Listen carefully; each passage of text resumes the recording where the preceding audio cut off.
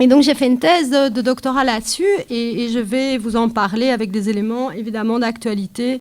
Je pense en effet, mais comme beaucoup ici, ce serait difficile de faire autrement, que 2017 est une année charnière en matière de démocratie et je vais essayer de vous expliquer pourquoi. Pour introduire, figurez-vous que j'avais vraiment pensé j'hésitais à vous parler du Brexit, de Trump, de Publifin ou Publifin, on ne sait jamais. Et finalement, je vais faire autre chose, je vais vous raconter une anecdote qui m'est arrivée il y a 4 jours.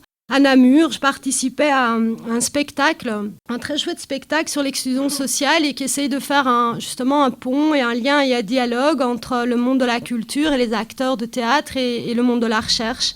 Et il était minuit, comme ça, il faisait très froid, on sortait, et une femme, alors j'allais dire en haillons, ça ce n'était pas vrai, mais franchement, elle payait pas de mine, m'a abordée en me demandant de l'argent, et en m'expliquant qu'elle avait, voilà, c'était très compliqué pour elle, qu'elle avait une petite fille, qu'elle avait l'impression qu'on allait lui retirer sa fille, et qu'elle devait faire ses courses, et qu'elle était tellement fatiguée. Alors, si vous êtes en train de vous dire, bah, sûrement c'était pas vrai, ou peut-être que c'était pas vrai, je pense que plutôt la question qui se pose, c'est de se demander comment ça se fait qu'on n'exclut pas que cela soit possible. Ce n'est pas impossible, cette situation. En tout cas, quand je l'ai vue, et surtout quand elle m'a dit à quel point elle était fatiguée, je pense que c'était la réalité. Et alors, vous savez, le pire, c'est que je lui ai donné de l'argent, et donc il n'y avait rien de différent entre moi et ces bourgeoises du 19e siècle qui allaient le vendredi soir au théâtre, et qui, en sortant, pour se donner bonne conscience, donner l'aumône. Alors, je vais vous parler d'elle parce qu'elle m'a tellement fait penser à Fantine.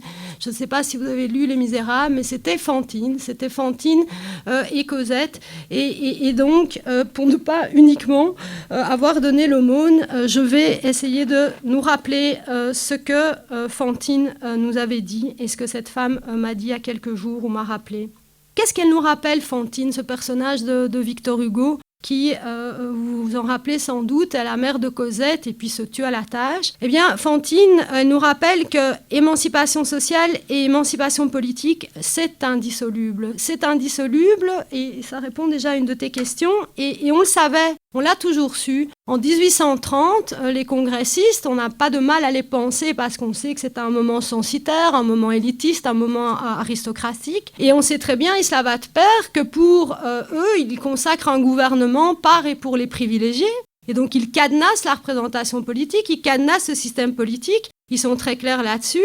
Je vous ai mis une citation pour eux, et ça c'est de manière unanime. Les affaires de l'État doivent donc se concentrer, s'épurer dans les mains des plus dignes et des plus intéressés au bien-être général, c'est-à-dire les privilégiés. Et donc, ils font en sorte de réserver le pouvoir aux meilleurs. Ils font en sorte de réserver le pouvoir aux meilleurs, mais ils créent aussi un ordre qui va produire des lois qui favorisent l'intérêt des privilégiés. Alors, qu'est-ce qui se passe en 1919-1921 Et c'est toujours... Eh bien, de nouveau, on sait très bien ce lien. Ce n'est pas de manière théorique ou de manière, si vous voulez, pour la beauté du principe que le suffrage universel est revendiqué. On voit bien le lien qu'il y a entre émancipation politique et émancipation sociale. Dans le catéchisme du peuple, par exemple, la leçon 1 nous dit « Les lois se font maintenant en Belgique pour les riches et contre les pauvres, par ceux qui ne font rien et contre ceux qui travaillent ». Et lors des grands travaux constitutionnels qui suivent la Première Guerre mondiale, ces travaux où enfin on va donner le suffrage universel, enfin le suffrage semi-universel puisqu'il n'est que masculin, hein, mesdames, grand combat du marketing, puisqu'on a appelé suffrage universel ce suffrage masculin, eh bien Mansart, le socialiste Mansart nous dit « Pour la classe ouvrière, le suffrage universel n'est pas une question de sentiment, mais une question de pain ». Il est donc indubitable, dans un sens ou dans un autre, personne ne doute qu'émancipation sociale et émancipation politique vont de pair. Alors qu'est-ce qu'elle nous rappelle encore, Fantine, cette Fantine du XXIe siècle ou la Fantine de Victor Hugo ? Eh bien, elle nous rappelle, et ça vraiment rentre dans le cœur de mes travaux, c'est que le suffrage universel, il est nécessaire à la démocratie, ça vous m'entendrez jamais dire l'inverse, mais par contre, il n'est pas suffisant. De nouveau, ça a toujours été une évidence. En 1830-1831, les congressistes, là, quand ils mettent en place leur ordre qui est réservé aux privilégiés, ils ne se limitent pas à limiter le droit de vote. Ça, on connaît tout ça. 1831, c'est le suffrage censitaire et après, on démocratise le droit de vote. Non, ils font beaucoup plus. Ils consacrent beaucoup plus de principes constitutionnels dans la Constitution qui visent à cadenasser, verrouiller et à se garantir le pouvoir. Alors, on le sait en 1830-1831, on le sait par la suite. Ça, c'est plus étonnant parce que dans les manuels d'histoire, moi la première, on m'a appris, 1830, c'est un moment aristocratique censitaire, 1919-21, la Belgique consacre le suffrage universel, et c'est une lecture un peu magique de ce moment-là, puisqu'on aurait basculé dans la démocratie. Or, c'est un peu court. À l'époque, on sait encore que démocratiser le seul droit suffrage ne suffit pas.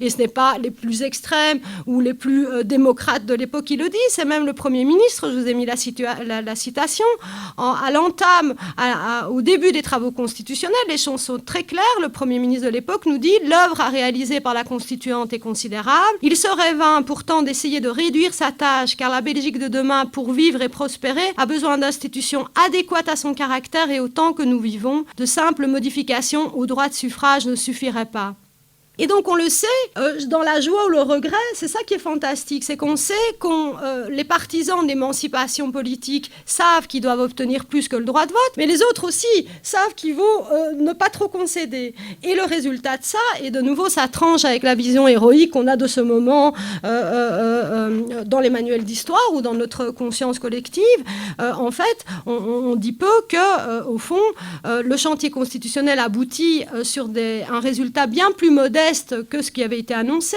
Pourquoi ?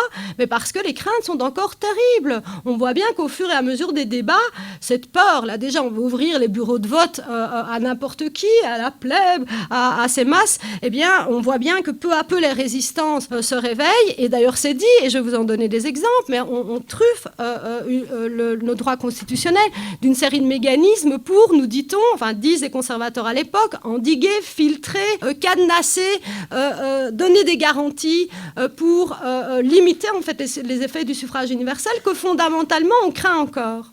Et alors par la suite, mesdames et messieurs, mais ça c'est incroyable, mais le suffrage universel opère ses offices, il parvient à nous faire croire qu'il est le seul, enfin qu'il est notre champion démocratique et qu'à lui tout seul, il nous permettrait d'atteindre la démocratie. Mais ça, c'est juste pas vrai. Un bon exemple vaut mieux qu'un long discours.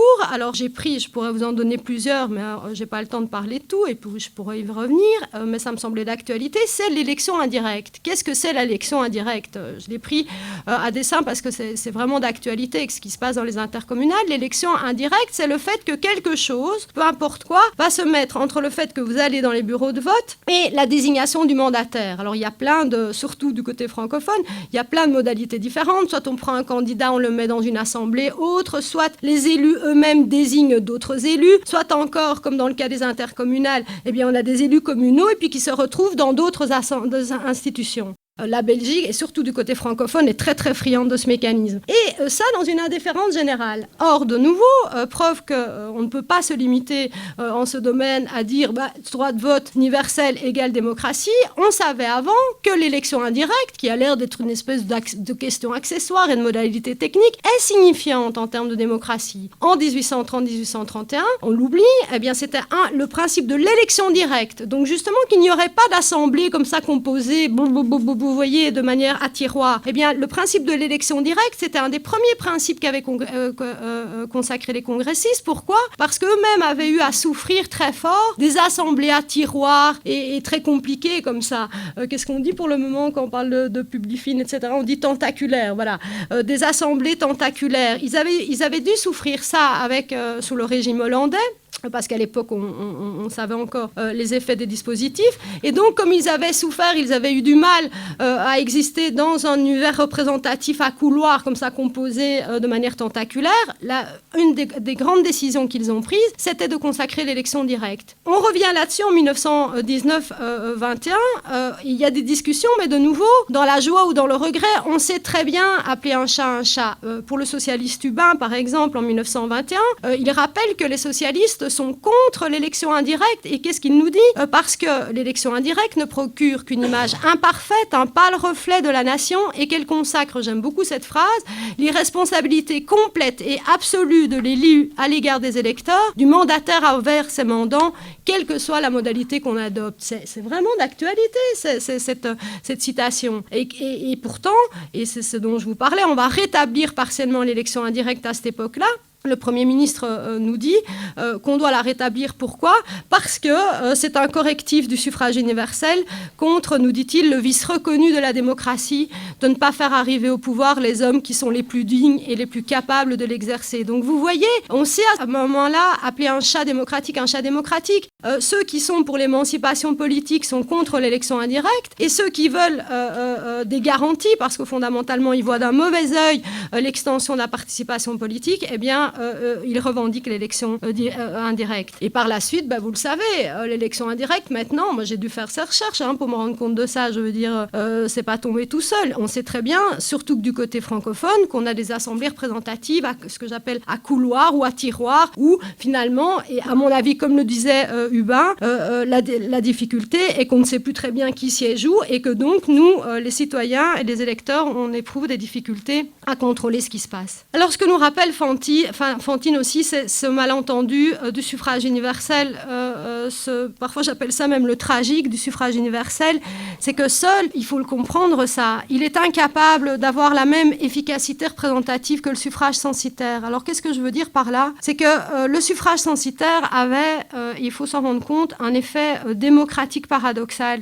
C'est que puisqu'il s'agissait d'une relation politique d'élite à élite, il y avait toute une série de choses qui étaient facilitées ou comment dire, des problèmes qui ne se posaient pas et qui vont se poser une fois qu'on démocratise le droit de vote. D'abord, il y avait un intérêt commun qui était mieux défini, à savoir un intérêt d'élite. Un intérêt d'élite, c'est plus facile à définir que l'intérêt universel une fois qu'on ouvre les bureaux de vote. Il y avait une certaine proximité entre électeurs et élus censitaires. Pourquoi ? Mais de nouveau parce qu'ils appartenaient à l'élite. Quand vous appartenez à l'élite au XIXe siècle, vous avez toute une série de canaux propres à l'élite, des canaux de type sociologique, des clubs, des salons, où les gens se parlent. J'en ai retrouvé trace d'ailleurs dans les travaux parlementaires. Par exemple, on dépose un projet de loi sur les mines et quelqu'un dit « Mais attendez, on doit le faire circuler parmi nous, chez nos amis des mines. » Alors évidemment, c'est pas pour le faire circuler chez les ouvriers, c'est parce qu'on va consulter dans les clubs, dans les salons. Et donc ça veut dire qu'il y a une interaction qui se noue, il y a une information qui se fait, mais qui garantit les intérêts de l'élite, bien entendu. Et en plus, troisième effet paradoxal démocratique, c'est que quand vous êtes un électeur censitaire au XIXe siècle, il n'est pas complètement impossible et invraisemblable que vous deveniez élu, parce qu'il s'agit d'une élite, il s'agit d'un petit nombre. Il y a peu d'élus, mais il y a aussi peu d'appelés. Et donc il y a cette idée démocratique de la rotation des charges qui est très importante. C'est qu'un électeur peut devenir un élu, et puis un élu redevient un électeur. Et qu'est-ce qui se passe quand on démocratise le droit de vote et le seul droit de vote ? Et c'est bien ça le problème. Eh bien, c'est que tous ces facteurs-là disparaissent et à ce moment-là, on ne s'en rend pas compte. D'abord, c'est très difficile de définir l'intérêt commun. Une fois que vous avez démocratisé le droit de vote, qu'est-ce que c'est l'intérêt commun ? Est-ce qu'il y en a encore un d'ailleurs ? Il y en a plusieurs. Comment on le définit ?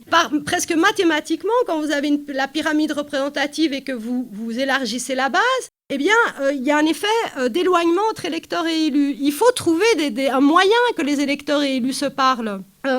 Il faut instituer des canaux aussi efficaces que dans le suffrage censitaire. Alors, un temps, les partis politiques ont pu jouer ce rôle, mais comme on le sait, les partis politiques, et ça les chiffres le démontrent, sont beaucoup moins peuplés qu'avant, comptent beaucoup moins de militants, et donc se pose évidemment la question de savoir s'ils peuvent jouer encore cette interface entre les électeurs et les élus. Et alors, il y a un éloignement de la rotation des charges. J'appelle ça plus d'appelés, moins d'élus. Il n'y a pas plus d'élus quand on démocratise le droit de vote, mais il y a beaucoup plus d'appelés. Donc cette idée qu'un jour, en tant que l'électeur, vous allez être amené à exercer des charges politiques et puis après redevenir un simple citoyen, s'éloigne. Et par ailleurs, déjà ça vaut quoi qu'on fasse, ce que je viens de décrire, mais en plus, comme je vous l'ai expliqué, il se fait qu'en raison des très grandes résistances censitaires qui existaient encore à l'école, de toute façon, on démocratise partiellement le régime. La conséquence, mesdames et messieurs, c'est que, j'ai parlé de Fantine, mais là je vais faire Quasimodo, c'est qu'on est face à un modèle déséquilibré, vraiment boiteux et boitant, claudiquant, qui ne peut, à mon avis,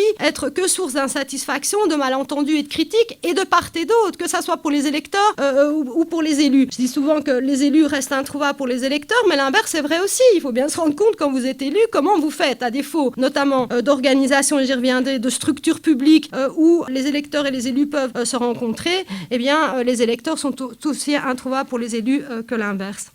Alors, ce modèle déséquilibré, on le ressent à l'heure actuelle, à mon avis, à la fois sur le plan démocratique et sur le plan social. Les chiffres, alors vous en avez déjà parlé, sont affolants. Je ne sais pas si je vais les passer tous en revue parce que c'est vrai que, alors là, je ne suis pas très douée pour les mondanités, mais quand même, pour des vœux, il y a plus, réjouissant. Voilà, l'enquête européenne des valeurs en 2009 déjà, donc ça fait un petit temps, montrait que de manière largement majoritaire, les Belges sont en faveur de la démocratie, mais dans le même temps, ils adhèrent presque à 1 sur 2 en faveur de propositions non démocratiques. La proposition en l'espèce était: est-ce que vous êtes en faveur d'un leader fort qui se passe, alors de tout ce qui fait notre démocratie en tout cas, les élections, les partis politiques ou les parlements, et quand même à l'époque, mais ça date, c'était déjà 1 Belge sur 2. Sur les jeunes, moi j'étais enseignante, donc je vois bien et je constate chaque année quand même que la situation est difficile pour expliquer le modèle politique et le modèle constitutionnel belge. Eh bien, ça se retrouve dans les chiffres. L'enquête, par exemple, Solidaris en 2014 montre qu'1 jeune sur 2 veut changer radicalement la société, mais seulement 1 sur 20 pense que voter peut changer quelque chose. Donc ça veut dire qu'on peine à avoir construit un modèle constitutionnel durable, puisque, et c'est très bien, les jeunes veulent changer les choses et rêvent de transformation, et ça c'est très bien, parce que les jeunes qui ne rêvent pas comme ça, c'est pas une vraie jeunesse, mais qu'après, ils peinent à considérer les canaux représentatifs ou les canaux politiques qu'on leur offre comme une courroie de transmission crédible pour ces rêves de transformation. Alors on en a parlé, il y a les 2 enquêtes là, récentes, la génération quoi, 18-34 ans, mais de nouveau 61 participeraient à un mouvement de révolte de grande ampleur, ça m'a étonné comme chiffre, mais 90% n'ont pas du tout, ou plutôt pas confiance en la politique, et l'étude Noir, Jaune, Blues, vous y faisiez référence, 70% des enquêtés sont d'accord avec la proposition selon laquelle il faut un pouvoir fort pour remettre de l'ordre. Et en parallèle, parce que, j'écoutais, c'est mon propos, les chiffres de l'émancipation sociale sont quand même affolants aussi. Les chiffres de la pauvreté, on le sait, explosent. En 2013, on nous disait qu'un enfant sur 4 était pauvre en Wallonie et 4 sur 10 à Bruxelles. Plus récemment, l'enquête Solidaris nous dit que 3 enfants sont pauvres en Belgique, et selon UNICEF, ça je l'ai découvert, je ne savais pas qu'on était pointé du doigt en tant que pays qui a un des taux de pauvreté infantile les plus élevés d'Europe. Quant au SPF Intégration Sociale, en 2013, il tirait déjà le signal d'alarme, et sa dernière enquête en 2016 nous dit que 15,5% de la population en Belgique vit sous le seuil de pauvreté. Alors, je n'ai pas résisté à l'idée de vous mettre ce dessin qui résume, de nouveau, un beau dessin vaut mieux parfois qu'un long discours. Il y a toute une série de problèmes éthiques qui se posent avec l'affaire Publifine, mais je pense qu'ils se posent avec d'autant plus d'acuité et de gravité que la situation sociale est évidemment extrêmement compliquée et douloureuse pour de plus en plus de gens. Alors en conclusion, 2017, oui, c'est une année charnière. Je pense, et je crois qu'on est beaucoup à le penser, qu'en tout cas le statu quo n'est plus possible. Ça, c'est peut-être quelque chose qui change par rapport à mes recherches. Mes recherches datent de 2013-2014. Et bon, en général, il y avait quand même j'entendais encore beaucoup de propos et de gens en faveur du statu quo, alors que pour les raisons que je vous ai expliquées, moi je pense que le statu quo est intenable. Ici, j'ai l'impression que tout le monde commence à prendre conscience que le statu quo est impossible. Et pourquoi il est impossible? Parce que, en fait, l'alternative, c'est la suivante. Soit on va vers plus de démocratie, ou en tout cas, il faut essayer. Ou alors, le risque maintenant, c'est qu'on va vers moins de démocratie. Et ça, je pense que la menace est réelle et qu'il est difficile de la mettre en doute. On est face à une remise en cause du modèle démocratique de manière claire, notamment par ceux et celles qui en sont exclus socialement. Alors, c'est des analyses qui ont été faites par rapport à l'élection aux États-Unis, c'est des analyses qui sont faites par rapport à la montée du Front National en France, et c'est sans doute des analyses qui pourraient être faites aussi en Belgique.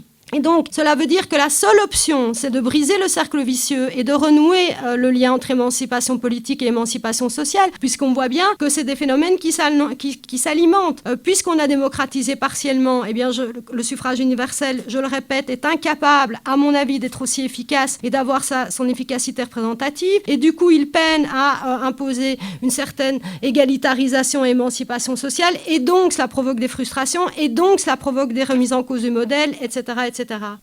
Il faut, je crois, et je n'ai pas résisté à vous citer Victor Hugo, qui est vraiment un de mes auteurs préférés, aider Fantine, que Victor Hugo nous décrit au début de livre comme étant une source de joie. Fantine, c'était la joie, nous dit-il, dans le livre 3, ces dents splendides avaient évidemment reçu de Dieu une fonction, le rire. Et puis, il faut l'aider, cette Fantine, à ne pas devenir celle du livre 5. Pour ceux qui l'ont lu, c'est absolument apocalyptique, cette Fantine, puisqu'elle vend ses dents, ses cheveux, son corps, et finalement, d'ailleurs, elle n'en ressort pas.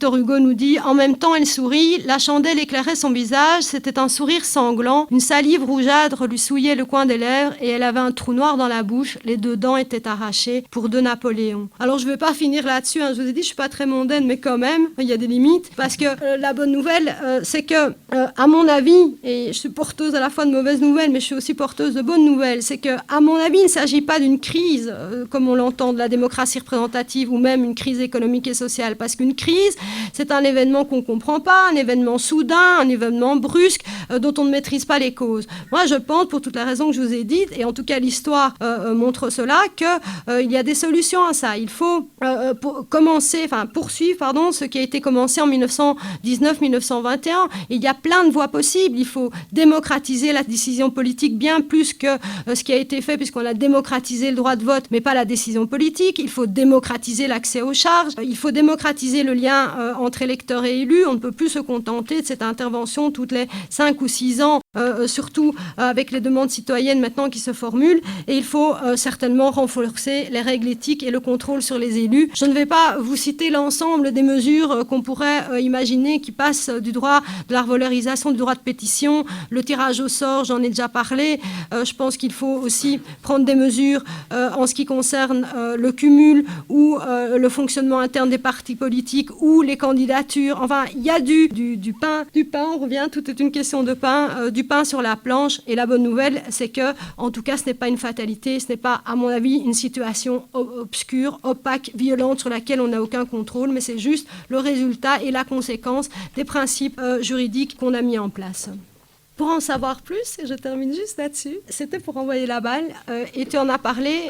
Merci beaucoup à la revue des débats politiques, la revue des débats qui m'a donné l'espace pour parler de ma thèse. Et alors, si ça vous intéresse, eh bien, justement, une synthèse de celle-ci est publiée en ligne, et comme ça, eh bien, c'est un cercle vertueux, vous le trouvez en ligne. Et je termine juste là-dessus, parce que c'est quand même l'épigraphe des Misérables qu'on ne lit pas assez. Tant qu'il existera par le fait des lois et des mœurs une damnation sociale créant artificiellement, en pleine civilisation, des enfers et compliquant d'une fatalité humaine la destinée qui est divine, tant que les 3 problèmes du siècle, la dégradation de l'homme par le prolétariat, la déchéance de la femme par la faim, l'atrophie de l'enfant par la nuit, ne seront pas résolus, tant que dans de certaines régions l'asphyxie sociale sera possible, en d'autres termes, et à un point de vue plus étendu encore, tant qu'il y aura sur la terre ignorance et misère, des livres de la nature de celui-ci pourront ne pas être inutile. Je pense que votre vue aussi, et que la soirée de débat l'est tout autant. Merci beaucoup.